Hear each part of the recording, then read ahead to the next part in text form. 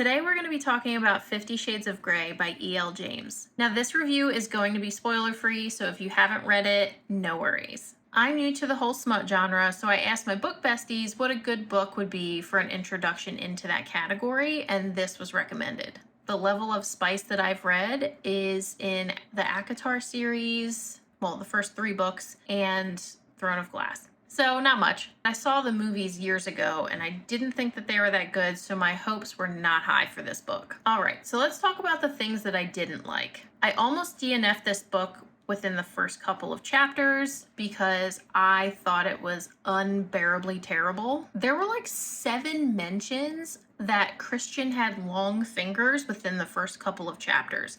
I don't know why the author thought that this was a detail that needed to be explained and repeated so much, but I'm like, are these long fingers gonna like do something amazing? Like I thought that they were gonna be a plot point. I was so confused. So those of you who follow me on Goodreads saw that I changed it. I started calling them his fingies, his long fingies, because it's so ridiculous. I don't know. That just really threw me off. And they were not a plot point. So, spoiler alert. Also, I don't understand the use of the term my sex for Anastasia's lady bits. I mean, I know I'm using another term, but like, because I don't know what's gonna get flagged and what won't. Who talks like that? What? Bizarre. And then her constantly referring to her inner goddess. Again, who talks like that? If you talk like that, sorry, I don't mean to offend, but I've never met anybody that talks like that, let alone using both of those terms repeatedly. Part of me wants to be like, if Christian heard you talking like that, I don't think he would be so turned on when he sees you. Like, I don't know.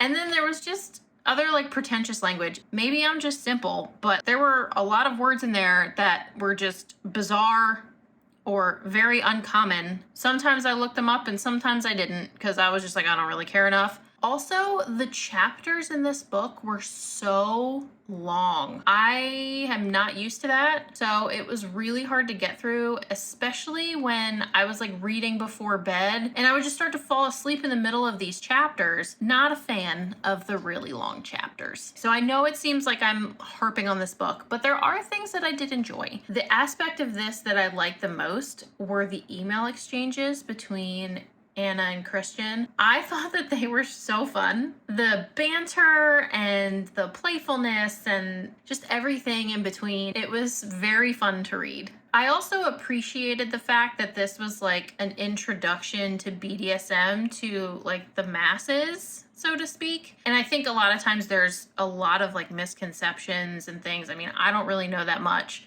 but a lot of people like Anna can think that, you know, somebody's demented or something like that, but like it kind of takes the mystery out of it, which I think is good. You know, education's always nice. The spice was spicy. Like I said, I'm not that experienced with it, but I thought it was good. I also thought that the story concept was a good one. I mean, you know, she literally knows nothing and then she's being introduced to something that's not very common. The income disparity, like all of that. Like I thought it was good. I started reading this on my Kindle, but then I had to transition to the audio version and I thought that the narration was pretty good. I don't remember the movie very well, but one thing I did notice was that Christian seemed more human and approachable and dynamic in the books than he was portrayed in the movie. At least the first one, from what I can remember. So that's just something that I noticed. While there were quite a few things that I did not like about this book, it was interesting enough and entertaining enough that I gave it 3.5 stars. The email exchanges bumped it up that extra half star because I really enjoyed those. If you've read this book, let me know what you thought in the comments.